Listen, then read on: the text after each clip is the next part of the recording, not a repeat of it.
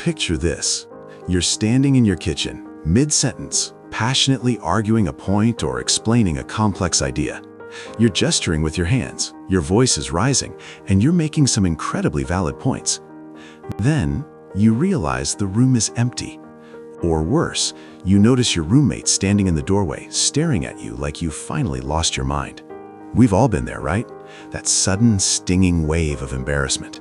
The immediate urge to look at your phone and pretend you were on a call. Because in our society, talking to ourselves is the universal red flag for crazy. But what if I told you that those moments of insanity are actually proof that your brain is operating on a level most people can't even touch? What if that weird habit is the very thing separating you from the average and linking you to the greatest minds in history? Today, we are breaking the stigma. We're diving into the neuroscience of the external brain and why your habit of talking to yourself might just be your biggest competitive advantage in a world designed to distract you. If you've ever felt like a bit of an outcast for your internal or external monologues, stick around. By the end of this video, you won't just stop feeling embarrassed. You'll start using your voice as a precision tool for success. Let's start with the big elephant in the room, the stigma. Why are we so afraid of being caught talking to ourselves? It's because we've been conditioned to think that speech is only for communication with others. But here's the reality. 96% of us have an internal monologue, that little voice in your head that narrates your life. However, about 25% of us take it a step further and actually hit the speaker button. Research shows that for most people, this isn't a sign of mental instability. It's a sign of a high-functioning cognitive system. Think about it. When your brain is moving at 100 miles per hour, your internal thoughts can be a chaotic traffic jam. Speaking out loud is like hiring a traffic cop. It forces those abstract, fleeting thoughts into a linear, physical form. You aren't crazy.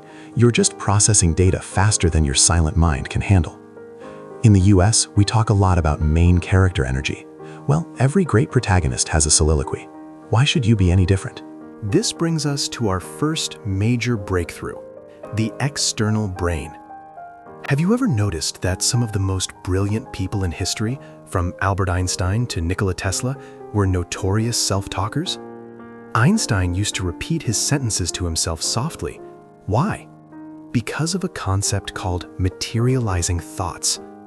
When you keep a problem inside your head, it's vulnerable to cognitive load, the mental exhaustion that happens when you try to juggle too many variables at once. But the moment you speak it, you've externalized it. You've turned an invisible thought into a physical sound wave. This is a technique widely used in software engineering called rubber ducking. Programmers literally keep a rubber duck on their desk, and when they're stuck on a line of code, they explain the problem to the duck. By the time they've finished explaining it, they usually find the error. Why? Because the act of verbalizing forces you to slow down and fill in the logic gaps you'd normally skip over in your head. You don't need a duck, though. You have yourself. You are your own most intelligent consultant. But it's not just about solving complex math or coding. It's about how you navigate the physical world. Let's talk about the Find My Keys phenomenon. We've all done it. You're running late, pacing around the living room, muttering, "Keys, keys, keys. Where are the keys?" You might feel ridiculous, but science says you're actually a genius for doing it. A famous study from the University of Wisconsin-Madison discovered something called stimulus upregulation. They found that when people spoke the name of an object out loud while searching for it, they found it significantly faster than those who searched in silence. By saying keys, you are literally priming your brain's visual system. You're telling your eyes exactly what pattern to look for, making the object pop out of the background clutter. It's like giving your brain a GPS coordinate instead of a vague direction. This works for everything: finding a specific brand of cereal at the grocery store or looking for a file on a cluttered desktop. Your voice is a high-performance search engine. Now, let's dive into the psychology of performance, or what I like to call the LeBron effect. If you've ever watched a professional athlete in a high-stakes moment, you'll see their lips moving. They're talking to themselves. But here's the secret. They aren't saying, "I can do this."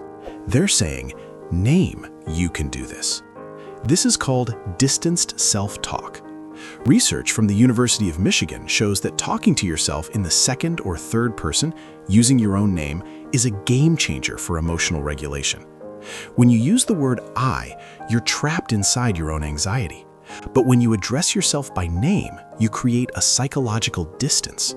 You become the coach instead of the player. You're viewing your situation from the outside, which lowers your stress levels and allows you to make more rational decisions. This is the ultimate cure for imposter syndrome. The next time you're nervous before a big presentation or a first date, don't just think, "I'm okay." Look in the mirror and say, "Hey, you've got this. You've prepared for this." It sounds like a small shift, but it's the difference between being a victim of your emotions and being the master of them. And while we're talking about mastering things, let's talk about your biological hard drive. How many times have you read a page in a book, got to the bottom, and realized you have absolutely no idea what you just read? That's because silent reading is passive.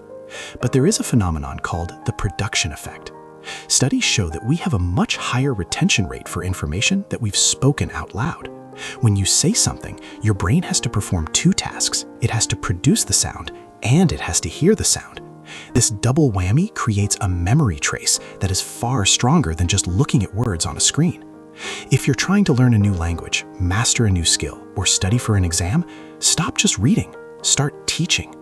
Use the Feynman technique on yourself. Explain the concept out loud as if you're talking to a 5-year-old. If you can't explain it simply to yourself, you don't understand it yet. Your voice is the pen that writes the information into your long-term memory. As we wrap this up, I want you to reconsider that moment in the kitchen or the car. You aren't just talking to yourself. You are utilizing a sophisticated cognitive tool that enhances your focus, regulates your emotions, solves your problems, and cements your memories.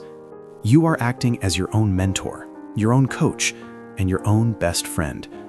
In a world that is constantly trying to drown out your inner voice with notifications and noise, the act of speaking to yourself is an act of independence. It means you don't need external validation to process your reality. You are a high-performance engine, and sometimes that engine needs to roar. So, here's my challenge for you. The next time you catch yourself mid-sentence, don't get embarrassed.